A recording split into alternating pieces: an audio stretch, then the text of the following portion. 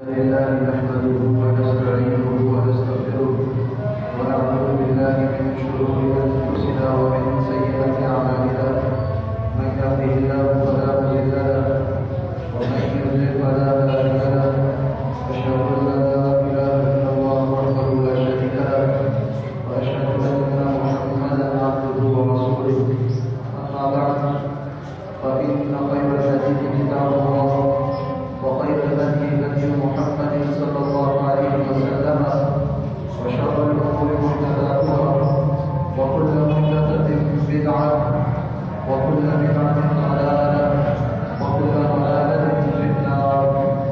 اللهم صل على محمد وعلى آل محمد كما صليت على إبراهيم وعلى آل إبراهيم إنك حميد مجيد.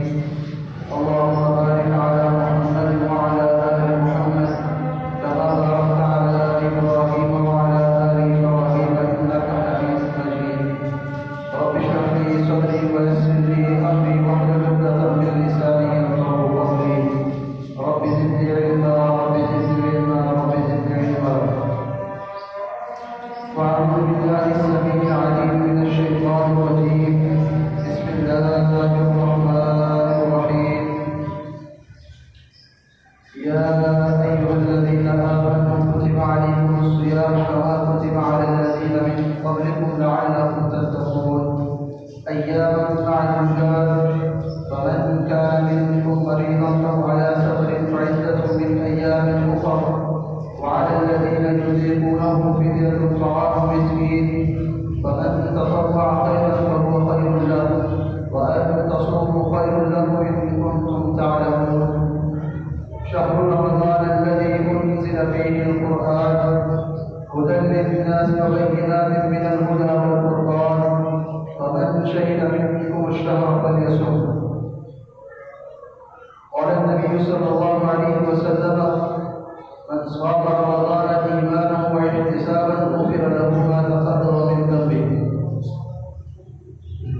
ہر قسم کی حمد و ثنا تعریف و توصیف کبریائی اور بڑائی اللہ خالق الملک وحدہ لا شریک کے لیے.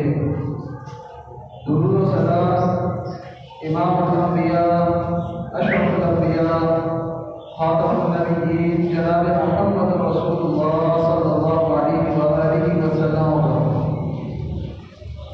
مختصر سے حمد و ثنا کے بعد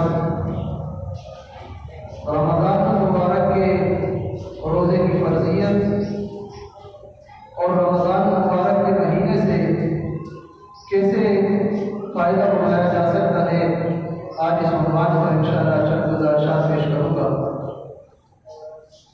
صحیح بخاری اور صحیح مسلم کی روایت ہے نبی محترم صلی اللہ علیہ وسلم عاشورہ کا روزہ رکھا کرتے تھے اور قریش کی جاہلیت میں عاشورہ کا روزہ رکھا کرتے تھے.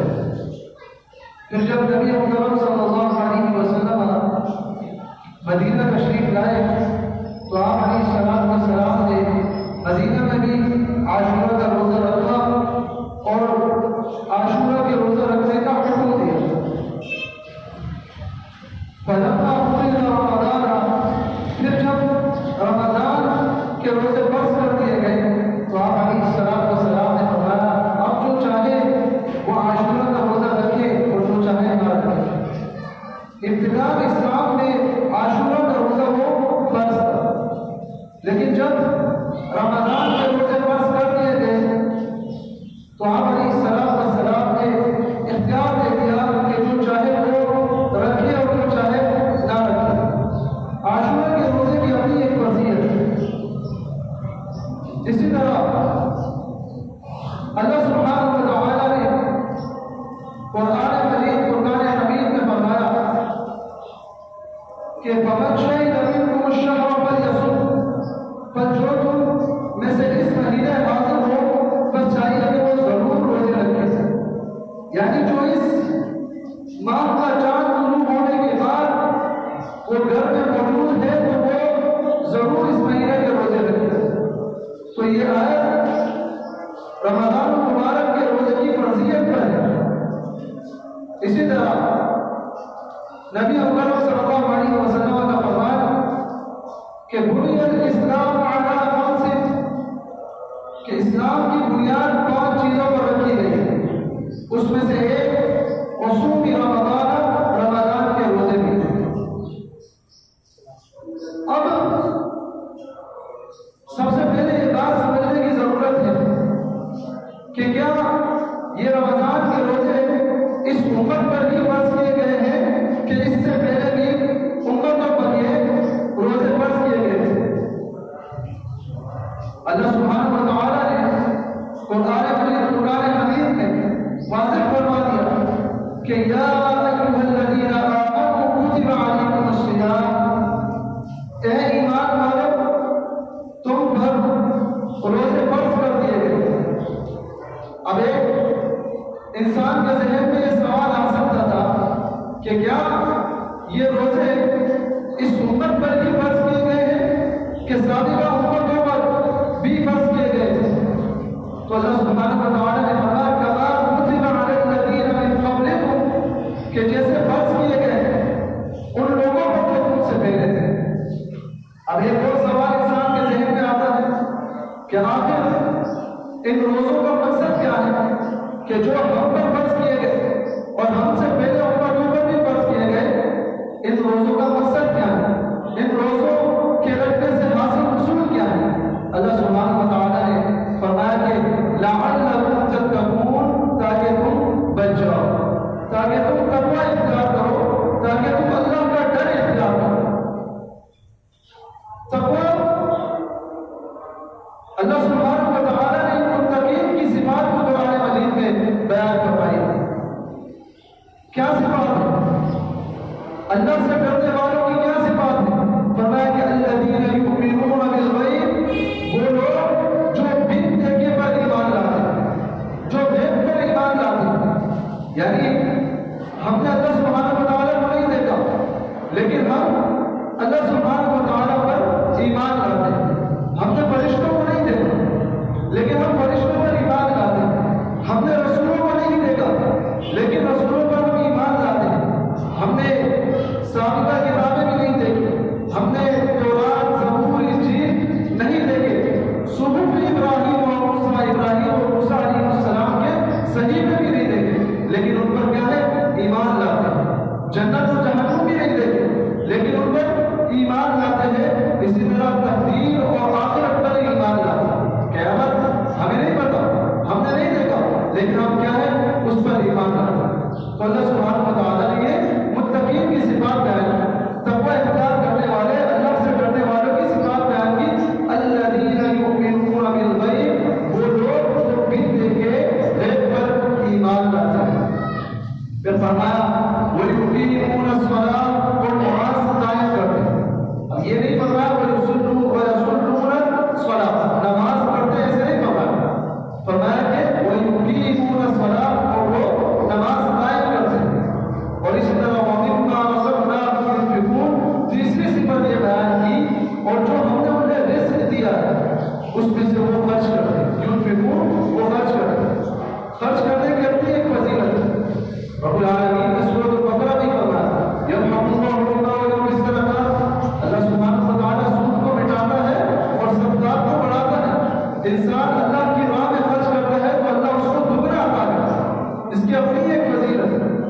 اسی طرح نبی مکرم صلی اللہ علیہ وسلم آخری عشرہ میں رمضان کے خوب خرچ کیا کرتے تھے.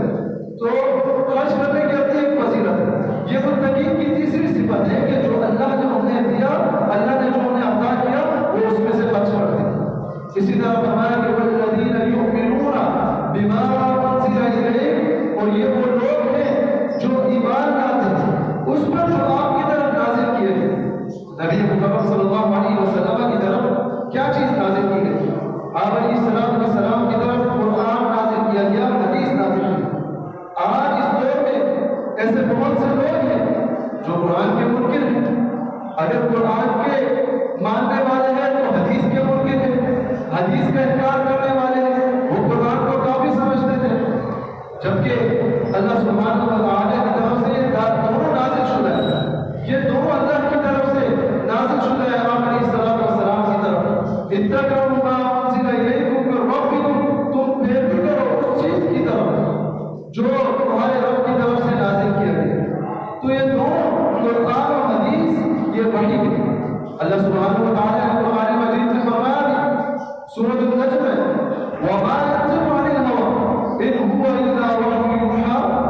نبی مکرم صلی اللہ علیہ وسلم اپنے خواہشات سے کوئی گفتگو نہیں کرتے، اپنے پاس سے کوئی گفتگو نہیں کرتے۔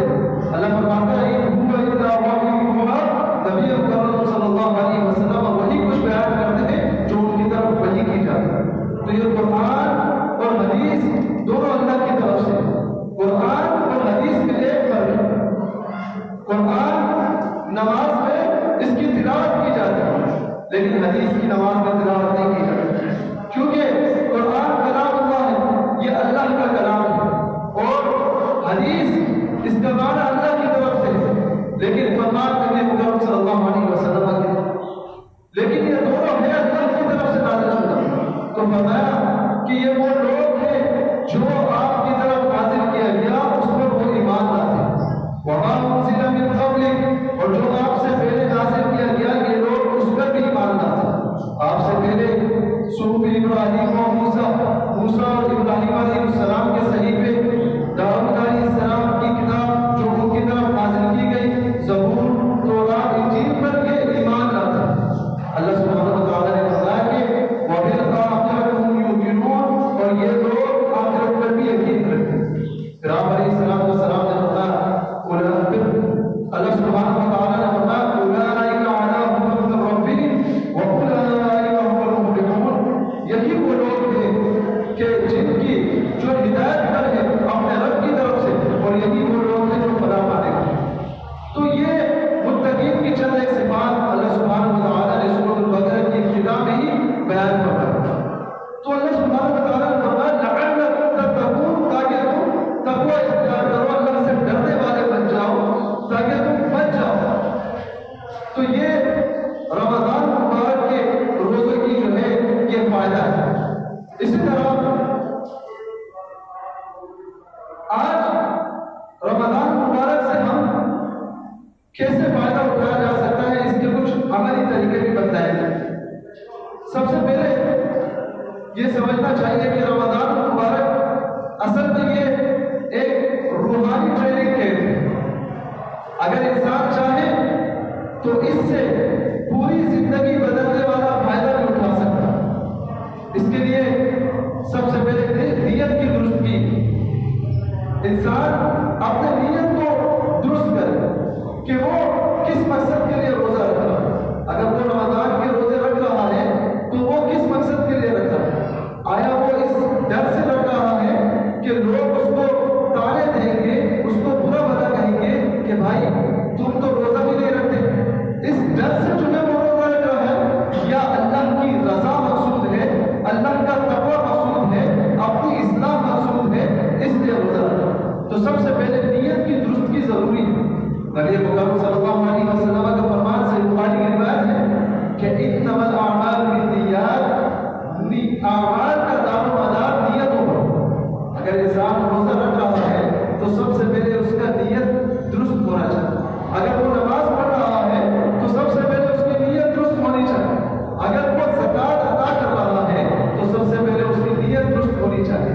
اگر وہ اللہ کی راہ میں خرچ کر رہا ہے تو اس کی نیت درست ہونی چاہیے۔ اگر وہ حج ادا کر رہا ہے تو اس کی نیت درست ہونی چاہیے۔ چاہے وہ کوئی بھی عمل کر رہا ہو تو سب سے پہلے اس کی کیا ہے؟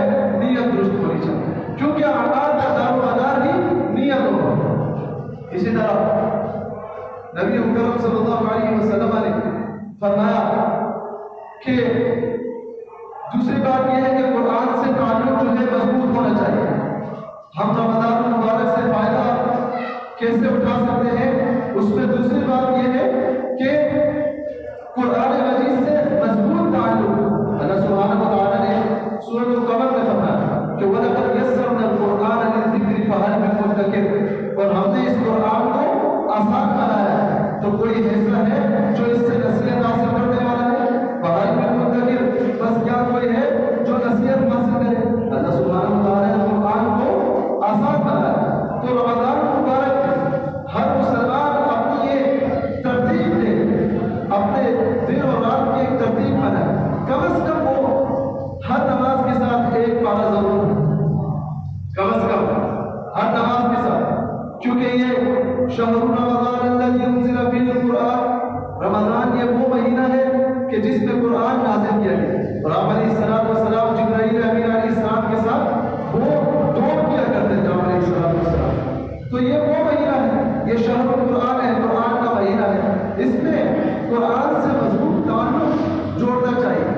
اس پر ترتیب دینا چاہیے کہ کس طرح میں زیادہ سے زیادہ اس مہینے میں قرآن پڑھ سکتا ہوں. تو کم از کم ایک نماز کے ساتھ وہ ایک پارہ پڑھے، تو اس طرح وہ ایک دن میں 5 پارے پڑھے اور مہینے میں اس کے تقریباً وہ 6 مرتبہ قرآن مکمل کر لے گا اس رمضان مبارک میں.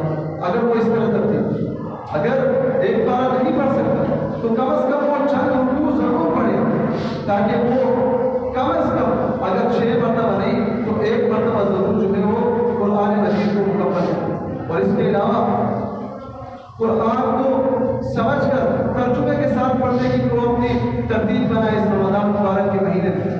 اللہ کے نبی علیہ الصلوۃ والسلام نے فرمایا کہ صحیح مسلم کی روایت ہے، اقرؤوا القرآن، قرآن پڑھو فإنه يأتي يوم القيامة شفيعا لأصحابه، یہ قیامت کے دن اپنے ساتھی کے لیے یہ سفارش کرے گا قرآن میں. تو اللہ سبحانہ و تعالیٰ نے قرآن نازل کیا، کس لیے نازل کیا؟ تاکہ رب العالمین نے کیا فرمایا ہر مسلمان اس چیز کو سمجھ. تو کم از کم رمضان مبارک کے مہینے میں یہ ترتیب دینی چاہیے کہ ہم قرآن کو سمجھ کر پڑھیں. اس کے لیے آج کل تقریباً ہر شخص کے پاس موبائل ہے.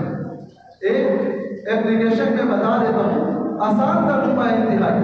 حافظ عبدالسلام بن محمد قرطبی رحمہ اللہ، جنہوں نے قرآن کا ترجمہ کیا، اتنے بہترین انداز میں انہوں نے ترجمہ کیا کہ چھوٹے سے چھوٹا بچہ بھی اگر اس کو پڑھے وہ سمجھ جائے کہ اللہ تعالیٰ اس سے کیا کلام کر رہا ہے، وہ سمجھ جائے. اتنا سلیس ترجمہ، اتنا بہترین انداز میں انہوں نے اس کا ترجمہ کیا ہے.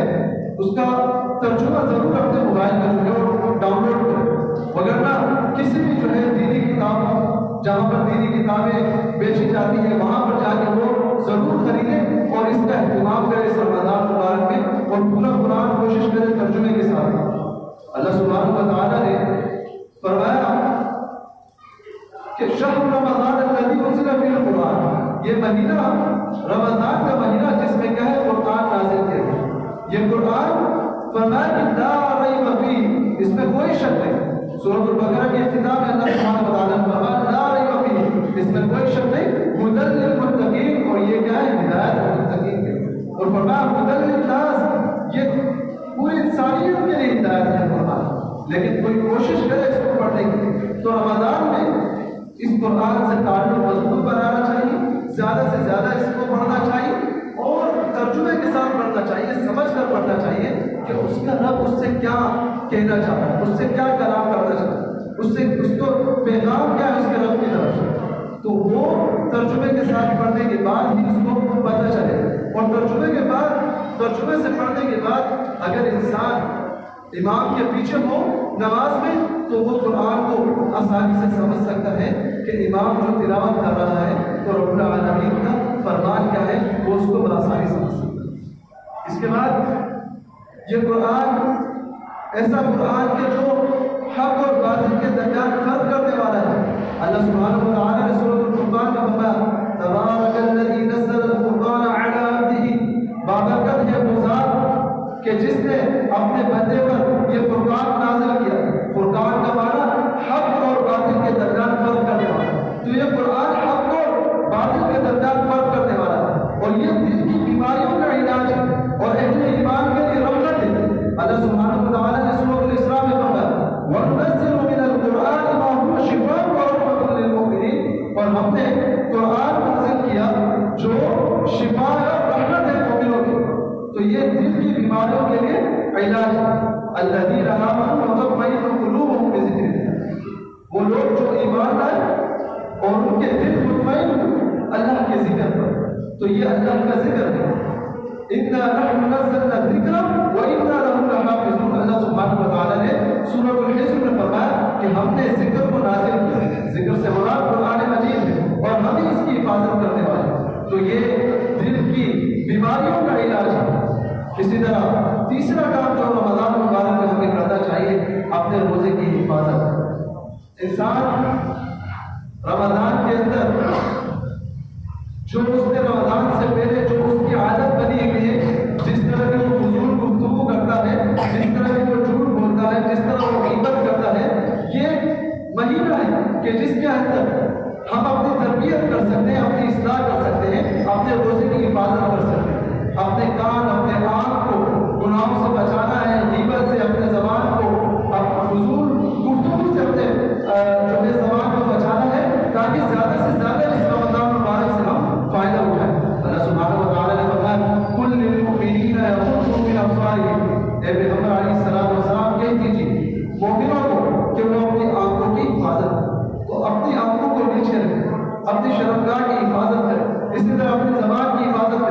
نبی مکرم صلی اللہ علیہ وسلم نے فرمایا من لم يدع قول الزور والعمل به فليس لله حاجة. نبی مکرم صلی اللہ علیہ وسلم نے فرمایا کہ جو شخص فضول گفتگو، جھوٹ، فضول کام اگر یہ نہیں چھوڑتا تو اللہ رب العالمین کو اس کے بھوکے اور پیاسے رہنے سے کوئی حاجت نہیں ہے. کہ اگر وہ شخص جو ہے پورا 12 گھنٹے 13 گھنٹے اگر وہ بھوکا پیاسے، اللہ کو اس کی کوئی ضرورت نہیں ہے. اگر وہ اس طرح کے کام نہیں چھوڑتا تو یہ ایک مہینہ ہے ہمارے پاس کہ ہم اس میں اپنی تربیت کریں، اپنی اصلاح کریں. والذین لا یشهدون الزور، اہل ایمان تو ایسے جو غیبت اور جھوٹ سننے سے بھی، فحش باتیں سننے سے بھی بچتے ہیں. والذین لا یشهدون الزور، اہل ایمان تو ایسے جو جھوٹ سننے سے بھی وہ بچتے ہیں. تو اللہ سبحانہ و تعالیٰ نے قرآن مجید میں یہ باتیں بتا دی، اہل ایمان کی، متقین کی یہ ساری صفات بتا دی. تو اب ہم کتنا اس رمضان سے فائدہ اٹھا سکتے ہیں یہ ہم نے اپنی اس رمضان میں ترتیب دینا ہے. اسی طرح نمازوں کی پابندی، انسان عام روٹین میں بہت سی نمازیں وہ چھوڑ بھی دیتا ہے، سستی کر جاتا ہے، کبھی 4 پڑھ لیا دن میں، کبھی 3 پڑھ لیتا ہے. تو اس مہینے میں اور اب سے ہم نے اپنے جو ہے یہ اپنی اصلاح کرنی ہے اور اپنے آپ کو جو ہے پابند کرنا ہے. 5 نماز جو ہے ہم نے 5 وقت میں جو ہے اس کو ادا کرنا ہے. اسی طرح تراویح کو بول نہیں سمجھنا، تراویح کو اللہ سے ملاقات سمجھے، یہ اللہ سے ملاقات ہے. تراویح کا قیام، تراویح ادا کرنا یہ اللہ سے ملاقات ہے، اس کو بول سمجھے. نبی مکرم صلی اللہ علیہ وسلم نے فرمایا کہ من قام رمضان ایمانا و احتسابا غفر له ما تقدم من ذنبه، کہ جو شخص، جس شخص نے قیام کیا رمضان میں، یعنی جس نے رمضان مبارک میں تراویح ادا کی ایمان اور اجر و ثواب کی نیت رکھتے ہوئے، نبی مکرم صلی اللہ علیہ وسلم نے فرمایا غفر له ما تقدم من ذنبه، اس کے تمام سابقہ گناہ جو ہے وہ معاف کر دیے جائیں. تو اس کو اللہ کا ملاقات سمجھے، اللہ سے ملاقات سمجھے، اس کو بوجھ مت سمجھے. اور ایک اور چیز یہاں پر ایک نقطہ سمجھ لیں، بہت سے لوگ یہ اعتراض کرتے ہیں کہ نبی مکرم صلی اللہ علیہ وسلم سے تو 3 دن جو ہے وہ تراویح کا ثبوت ملتا ہے. تو یہ جو حدیث ہے من قام رمضان ایمانا، یہ اس بات کا ثبوت ہے کہ جو شخص رمضان کا قیام کرے تو یہ پورے رمضان کے مہینے کی تراویح پر کیا ہے یہ ثبوت ہے. اور اسی طرح اس روایت جو اعتراض کرتے ہیں اور کہتے ہیں 3 دن کا نبی مکرم صلی اللہ علیہ وسلم سے ثبوت ملتا ہے، آپ علیہ السلام نے 3 دن تک تراویح پڑھی، تو اس حدیث سے آپ علیہ السلام کا تراویح کو باجماعت ادا کرنا یہ ثابت ہوتا. تو آپ علیہ السلام سے پورے رمضان مبارک کی مہینے کی جو ہے اس میں تراویح کا اہتمام کرنے کی فضیلت اس حدیث میں ثابت ہوتی ہے کہ آپ علیہ السلام نے فرمایا غفر له ما تقدم من ذنبه، اس کے تمام سابقہ جو ہے گناہ معاف کر دیں. اسی طرح عام روٹین میں حلال اور حرام کی تمیز جو ہے وہ ختم کر دی جاتی ہے. انسان حلال اور حرام کی جو ہے تمیز نہیں کر بیٹھتا. نبی علیہ السلام نے فرمایا کہ ایک زمانہ ایسے آئے گا کہ لوگ جو ہے وہ حلال اور حرام کی تمیز چھوڑ دیں گے. تو آج ایسے ہی لوگوں نے حلال اور حرام کی تمیز چھوڑ دی. وہ کھانے سے پہلے یہ نہیں سوچتا کہ یہ جو میں لقمہ لے رہا ہوں، یہ جو میں لقمہ کھا رہا ہوں، آیا یہ حرام کا ہے حلال کا ہے، یہ نہیں سوچتا. ایسا زمانہ آ چکا ہے جو علیہ السلام نے 1400 سال قبل ہی فرما دیا تھا کہ ایسا زمانہ آئے گا کہ لوگ حلال اور حرام کی تمیز چھوڑ دیں. تو اس مہینے میں اور عام دنوں میں اس چیز کا خیال رکھنا چاہیے. نبی مکرم صلی اللہ علیہ وسلم نے فرمایا کہ ان اللہ طیب لا يقبل الا طیبا، اللہ تعالیٰ پاک ہے اور وہ پاک حلال مال کیا ہے وہ قبول کرتا ہے. تو حلال کمانے کی اور حلال کھانے کی جو ہے ہم نے اپنی تربیت کرنی ہے اور اپنے آل و اولاد کو بھی حلال مال جو ہے وہ کھلانا ہے. اسی حدیث میں نبی مکرم صلی اللہ علیہ وسلم نے فرمایا کہ ایمان والوں کو، مومنین کو حکم دیا اللہ سبحانہ و تعالیٰ نے، جو پیغمبروں کو اللہ سبحانہ و تعالیٰ نے حکم دیا. پھر آپ علیہ السلام نے قرآن کی آیت تلاوت فرمائی یا ایھا الرسل کلوا من الطیبات واعملوا صالحا، اے رسولوں تم پاکیزہ کھاؤ اور نیک عمل کرو. تو اللہ سبحانہ و تعالیٰ نے مومنین کو، ایمان والوں کو بھی یہی حکم دیا جو رسولوں کو حکم دیا. تو چاہیے، لقمہ لینے سے پہلے یہ سوچنا چاہیے کہ میں حلال کھا رہا